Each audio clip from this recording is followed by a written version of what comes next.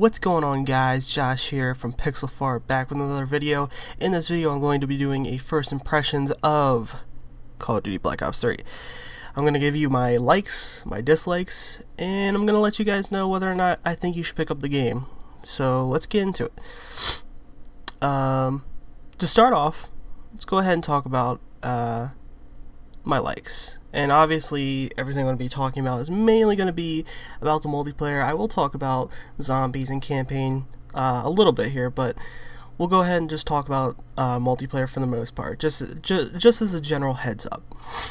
So to start with, if you didn't see my beta review or impressions video, I did talk about the movement a lot in that video. I'm pretty sure. I haven't seen it in a while, because it was like a couple months ago, so I don't remember it all that well. But if I didn't, let me just go ahead and stress that in this video. Call of Duty Black Ops 3 feels like they went back, and what I mean by that is they actually made this game feel like Call of Duty again. And I know that's like a gimmicky thing, that's like a cliche thing for someone to say about a Call of Duty game. Every time there's a new Call of Duty game, people say the same thing: oh, it's back to Call of Duty, or oh, it's new and fresh, or oh, it sucks. You know, it's always like one of those three. But excuse me. But honest to God, guys, this game really does feel like Call of Duty again. I would say it feels more close to Black Ops 1 than it does to Black Ops 2.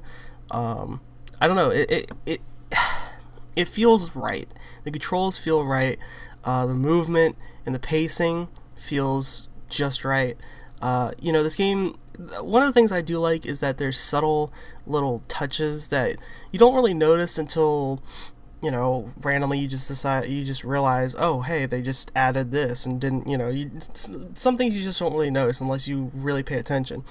One of the things is there's unlimited sprint now, and you know, you would think that would not be that great of a thing, but considering that the maps in Call of Duty have been increasingly getting larger over the years, they've just been getting larger maps. They've been developing like these giant, you know, maps for you to play on, simply because people have complained a lot about the spawn issues and whatnot. So they decided to make the maps larger, and that tended to slow down the game a lot. But I felt that they found a really good balance with the unlimited sprint and the fact that the maps are generally bigger in this game than most of the other games. And with that, I feel like there is that balance where you're not getting spawn killed as often as previous Call of Duties, but you still feel like you're playing a Call of Duty game and not a Battlefield game. You're not running, you know, constantly looking for an enemy for about a minute or two. There are those moments, but they're very rare, and they're not necessarily because the map is huge. It's usually because of the way enemy traffic patterns go, and, you know, whether or not you've learned those traffic patterns. I've had those moments where I've played on a map I haven't played on that much, and certainly couldn't run into many enemies. But oh, just by the way, I want to point this out. I don't know what this camo is and whether or not it is a camo in the game, but if someone does know, please let me know, because me and Deathwish were having a conversation about this, and we were trying to figure out what this was, because I thought it was really cool. It's like a gem, like a emerald type camo, and I thought it was really cool because it covers the whole gun. I couldn't tell if it was a glitch or not, because I have been suffering, well, not suffering, but I have encountered a couple glitches in the game, specifically with camos, well, not camos, but like gun aesthetic. Like one match I appeared in recently, my Weevil was red, so, and it was kind of like that, but not exactly. So I'm just curious to know, guys. If you know why that is, please leave a comment down below. But anyways, back to the first impressions video. So anyways, the movement, like I said, I think it's spot on in this game. Like I said, I feel it feels to me a lot more like Black Ops 1, especially with the map design, than any of the other Call of Duties. And, you know, I actually, you know, going back to Black Ops 1, I've played it a lot, and I honestly think that Black Ops 1 is probably one of the better Call of Duties, and so I'm glad this game feels like that, and I'm glad it's, at least on first impression, it's a lot better than Advanced Warfare or Ghost. So Let's go ahead and talk about the guns, I guess. So, guns feel pretty. I would say they feel pretty fair and balanced for the most part. If I had to pick my favorites, for sure the VMP is one of them, and probably the HVK. The HVK is a good gun in my mind. A lot of people don't like it. A lot of people say it's underpowered, but personally I find those guns to be great. In terms of balancing, the only things that bother me in the game, for the most part, are not. It's not even the guns. It's more so like some of the specialists. I think War Machine is still a little bit annoying, for the most part, and that kind of sucks. As well as Scythe. I think Scythe, once people started using it, which was about a couple days ago, once people got into it, by the third day I should say, it seemed like a lot more people were using that over anything else, and it was definitely annoying. I will say that, but for the most part, the guns have felt fresh, and they felt good, and nothing felt too overpowered or too bad. Maybe the shotgun, the one that was the pump action that everyone was using during the beta, that suffered a huge nerf, and unfortunately it's just not really that good anymore. I haven't tried it with the long barrel extension, but I don't know, or attachment I should say. It just seems like it's useless now. I haven't tried any of the other shotguns. I haven't tried too many weapons in the game, but for the ones I've played with, they feel pretty good. So, all right, let's see. What else could I talk about? Let's go ahead and talk about the dislikes now. So for the dislikes, well, we kind of already hit on one, which is some of the specialists and whatnot. But let's go ahead and talk about. Let's see. Okay, so for the dislikes, I want to go ahead and throw out two things that bother me. One of them is kind of like a long-term sort of Call of Duty thing that just bothers me, and I think bothers most people. And I'll save that for last. But the other thing that I wanted to hit on is player collision.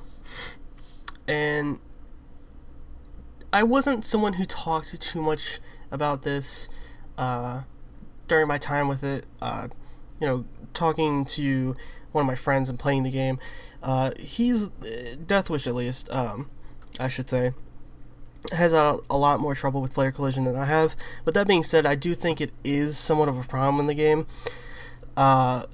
mainly when it comes to the wall running aspect of the game. I find that the player collision, it's very obnoxious to run into players, let alone run into players on a wall when you can fall off. Especially your teammates. I find that to be annoying when two people decide to take the same route and then they end up fucking each other over, and that's really obnoxious when that happens. And so I do think player collision is somewhat of a problem. I don't think it's as big as a problem as others think it is, but it's something I do dislike. I also dislike the fact that when a player gets in front of you, you can't shoot, and that gets annoying. At least to my experience, I've died a lot because people have jumped in front of my shot, and it's no bueno. But anyways, the other dislike, the major dislike, I would say, is still sort of one of the mainstays in Call of Duty, and I think they've kind of worked and tweaked upon this a good amount, and I gotta give them credit. It's not as bad in this game, but it's still, again, a frustrating aspect of Call of Duty within the recent years, and that's skill-based matchmaking. In theory, I feel like skill-based matchmaking should work and should not be a problem, but the truth is it's not. It's not something that works all that well, especially when it comes to the party aspect of the game. I find that a lot of people now these days run in groups as opposed to lone wolfing the game, and I think skill-based matchmaking especially hurts those people who decide they want a lone wolf. And it sucks because if you're a good player, you're gonna get matched up on at least on your team with maybe one other good player, and then the rest of the team is garbage because the game is trying to compensate for your skill. It's trying to compensate for your skill against another team, and it's going to pair you up with players on another team that are good, just as good, if not better, and then give you a crap team.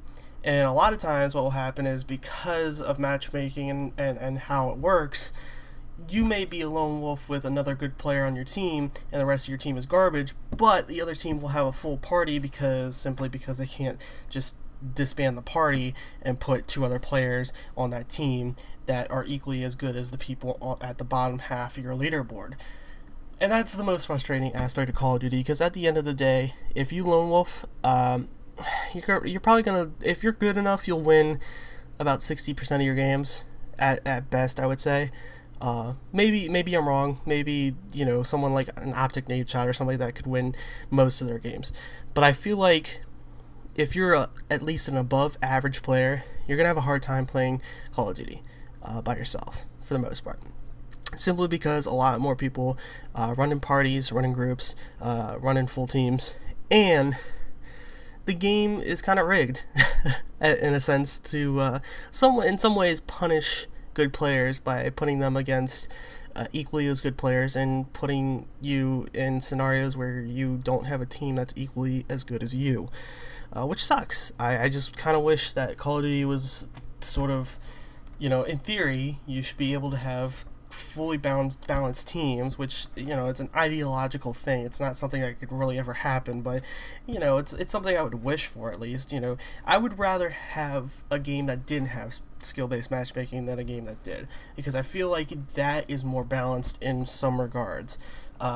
It is really obnoxious, because I feel like with the party system, with how people play in groups, it is somewhat broken in their favor. But that being said, let's get down to it. Let's talk about my final verdict in terms of not necessarily whether or not I think, in review terms, but more so whether you should buy this game. And to that, I will say yes. Only if you are a tried and true Call of Duty fan.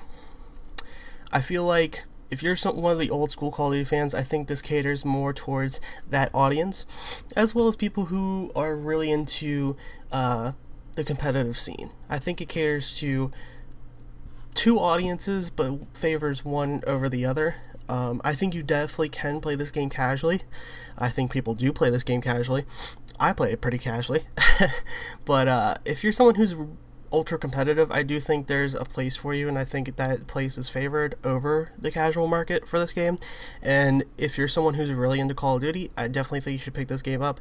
If you're someone who's kind of been back and forth in the series, or maybe you didn't like the past 2 Call of Duties or whatever, I would still try this game out and see if you like it. I personally found that this game was a lot better. It was a lot better than the past 3 Call of Duties, even. Black Ops 2 even. I wasn't really into Black Ops 2. Black Ops 3, I feel, is a much better game than Black Ops 2, Ghost, and Advanced Warfare, by far. So, anyways, guys, that's all I had to say on this topic. If you liked this video, please leave a like, and go ahead and subscribe for more content. My name is Josh, and this is PixelFart. Hope you enjoyed, and I'll see you in the next video.